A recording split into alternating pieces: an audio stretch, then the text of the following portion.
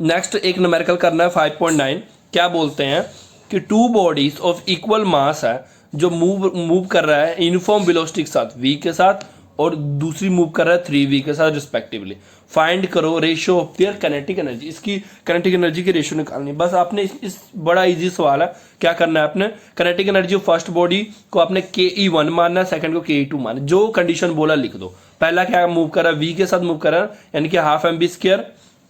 ठीक है, तो यहाँ पे अब देखो बेटा, हमने जो वैल्यू पुट करना है इसके अंदर पुट करना है। आपने यहाँ v पुट किया तो ये v² का v² रह गया।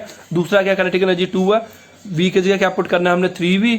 आपने क्या करना है यहाँ पे v पे 3v पुट कर देना, यानी कि पहला का ये आंसर आ गया, दूसरा की है।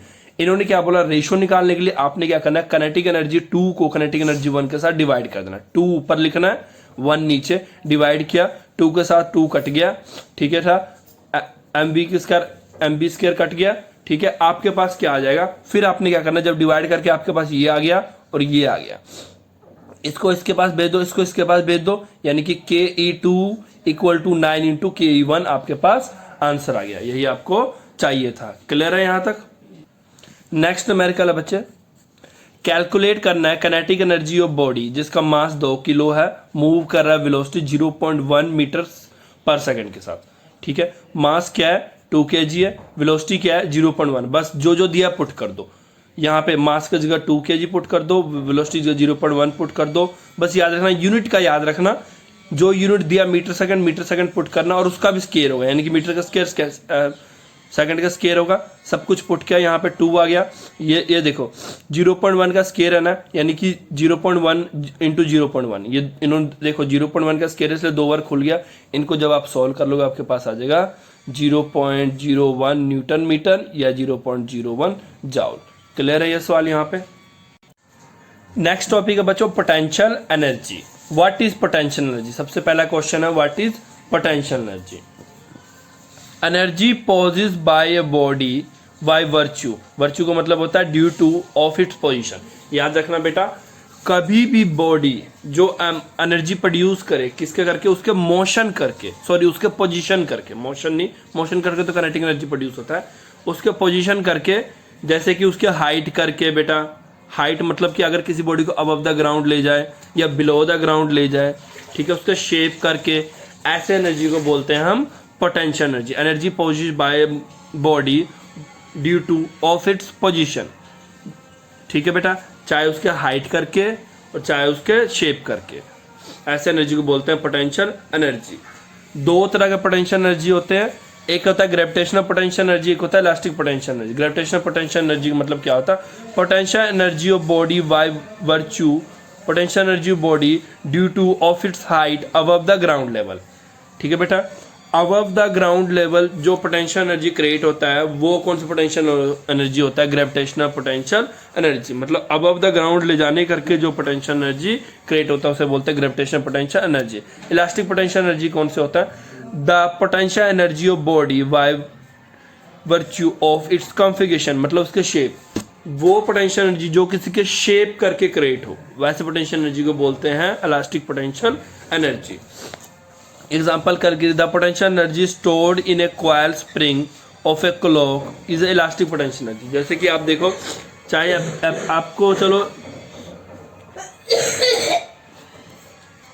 क्लॉक की एग्जाम्पल बेटा छोड़ दो, आपने देखा होगा कई है ना खिलौने आते हैं बच्चों के चाबी वाले, उसमें क्या करते हैं, हम चाबी देके घुमाते हैं। आप क्या करते हो, उसमें चाबी डाल के उसको घुमाते हो और फिर क्या करते हो, छोड़ के उसको छोड़ के जब रखते हो तो वो चलना शुरू हो जाता है, और तब तक चलता है जब तक उसके कॉइल में, एक्चुअली में क्या होता है, उसके अंदर कॉइल्स होते हैं।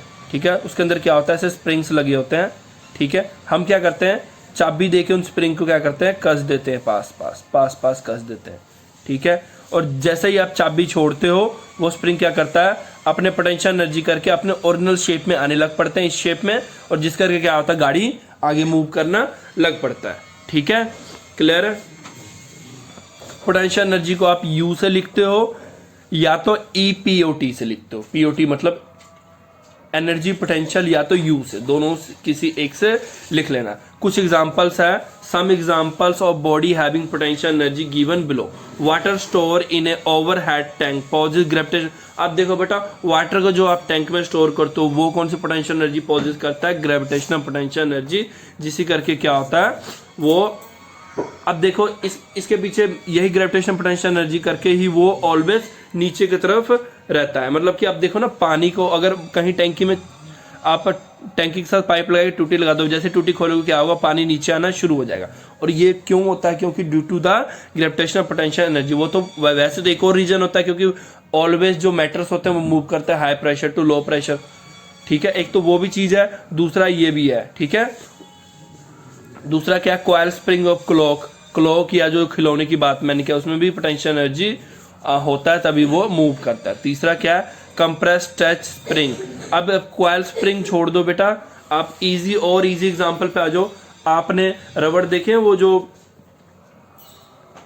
एक तो कौन सा रबड़ बोलते हैं, वो नहीं इरेज करने वाला नहीं, दूसरा जिसको किसी पेपर पे लगाते हैं, या तो आपने बैंकों में देखा होगा नोट के ऊपर रबड़ लगाते हैं, वो रबड़ देखे ना, वो रबड़ को आप स्ट्रेच करके देखना, वो स्ट्रेच करके देखना, और जब छोड़ोगे वो वापस आ जाएगा। क्यों, उसके अंदर क्या होता है, इलास्टिक पोटेंशियल होता है, ठीक है, तभी वो अपने दोबारा पोजीशन पे आ जाता है। कंप्रेस टच, और वही देख लो, हम बचपन में खेलते थे ना, रबड़ के अंदर क्या करते थे, हम रबड़ को खींचकर वहां पे पेपर फंसा के इसको पीछे खींचते थे, यहाँ तक खींचते, फिर छोड़ते, तो वो काफी स्पीड से आगे मूव करता था, ठीक है। ये भी क्या होता था, स्ट्रेच पोटेंशियल एनर्जी करके, ठीक है।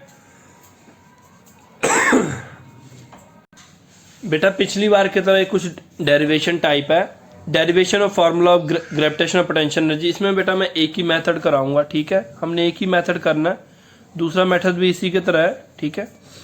तो पहला मेथड क्या है, gravitational potential energy of body at a certain height from a ground equal to the total amount of work done by the, ये क्या बोल रहा है, पहला मेथड में क्या कर रहा है, gravitational potential energy of body, अगर किसी बॉडी को मैं कुछ हाइट पे ले जाऊं, ठीक है बेटा, ये क्या बोल रहा है, अगर बॉडी किसी हाइट पे ले जाओ, उसकी ग्रेविटेशनल पोटेंशियल एनर्जी जो होगा वो इक्वल होगा किसके, amount of work done by it while falling to the ground from the height. मतलब क्या बोल रहे हैं कि ग्रेविटेशनल पोटेंशियल एनर्जी, उस gravitational potential energy body equal होगा किसके, जब हम उस बॉडी को उतने ही हाइट से नीचे भेजें, और उस टाइम में उसने कितना वर्क डन किया, उस वर्क डन के इक्वल वो ग्रेविटेशनल पोटेंशियल एनर्जी होगा। अब देखो कैसे, So the gravitational potential energy of body can be obtained by calculating the total work done by the body while falling। इसका मतलब क्या है, अगर ग्रेविटेशनल पोटेंशियल एनर्जी आपने निकालना है तो आप ये निकाल लो कि बॉडी ऊपर हाइट से जमीन तक गिरते हुए कितना वर्क डन करता है। अगर आपको दोनों में से कोई एक चीज पता लग गया तो दूसरा चीज इजिली पता लग जाएगा। मान लो किसी बॉडी का मास m है, वो प्लेस है किसी हाइट h पे, ठीक है। अब ये देखो बेटा, बॉडी ऑफ मास m, ये ग्राउंड लेवल है, वो प्लेस है किसी हाइट यहाँ पे, ठीक है बेटा, और यहाँ से यह ग्राउंड से इसकी डिस्टेंस क्या है, h है, ठीक है।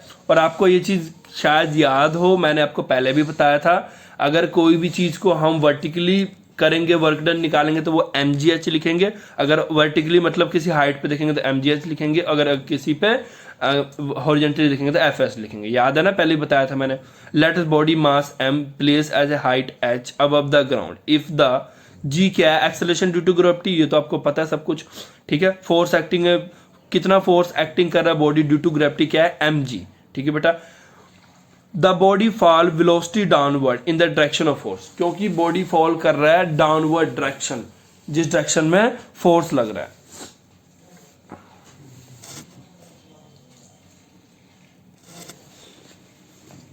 इसका मतलब क्या, डिस्प्लेसमेंट क्या है इसका, h है, ठीक है। इसका मतलब आपको पता लग गया ना, इसका मतलब बेटा वर्क डन क्या होगा, W इक्वल टू mgh, ये तो आपको पता ही है, वर्टिकल के वर्टिकल वर्क डन यही होता है, ठीक है। Since the gravitational potential energy of body at a certain height equal होगा work done by the body.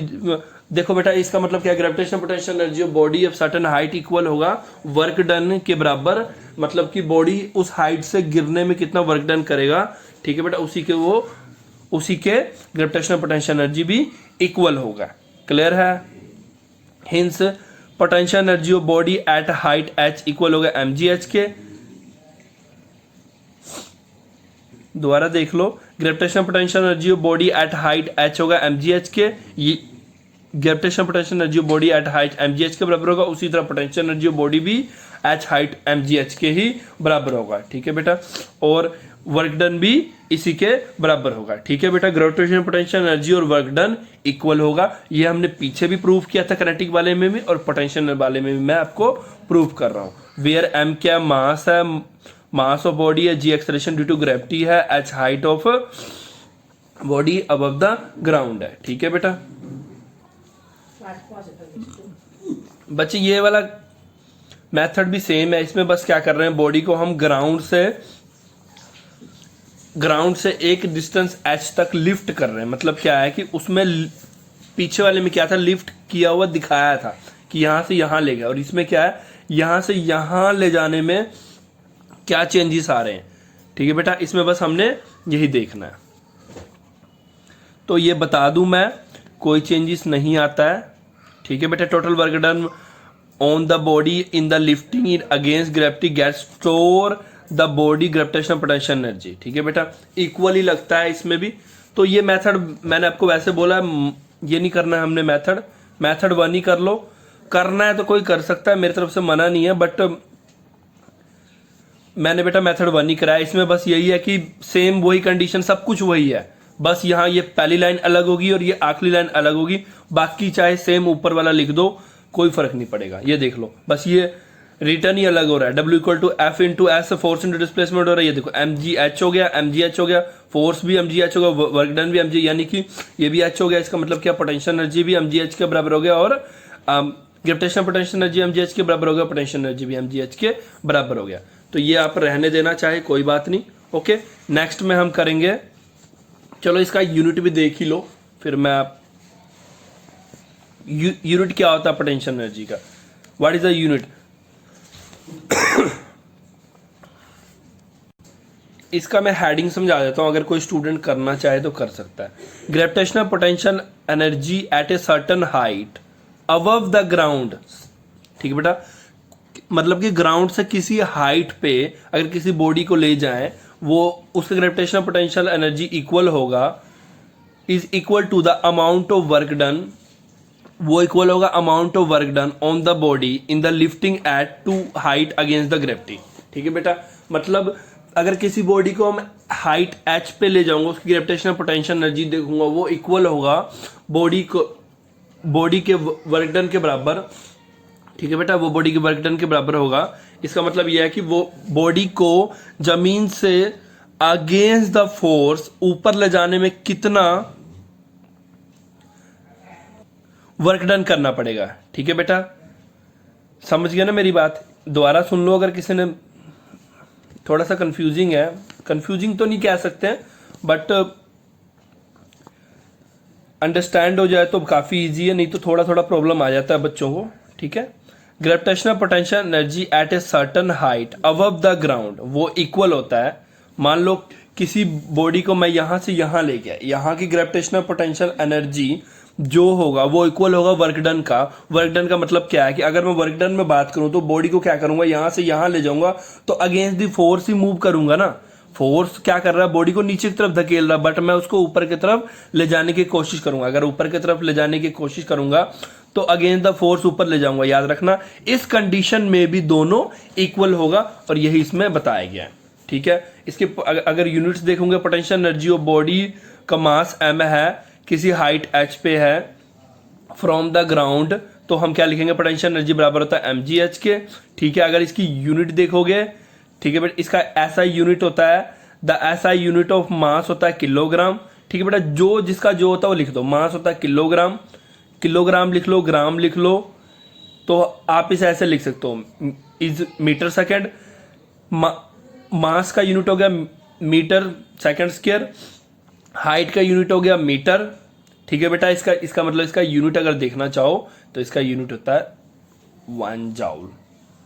1 kilogram 1 metre second into 1 metre, ये इक्वल होगा 1 newton, 1 newton equal to 1 joule, ठीक है। ऐसा यूनिट ऑफ पोटेंशियल एनर्जी बराबर होता है Newton metre, ठीक है, न्यूटन मीटर लिख लो या जाउल लिख लो। ठीक है, क्लियर है आपको? हमने यहीं तक करना है। Thank you for today.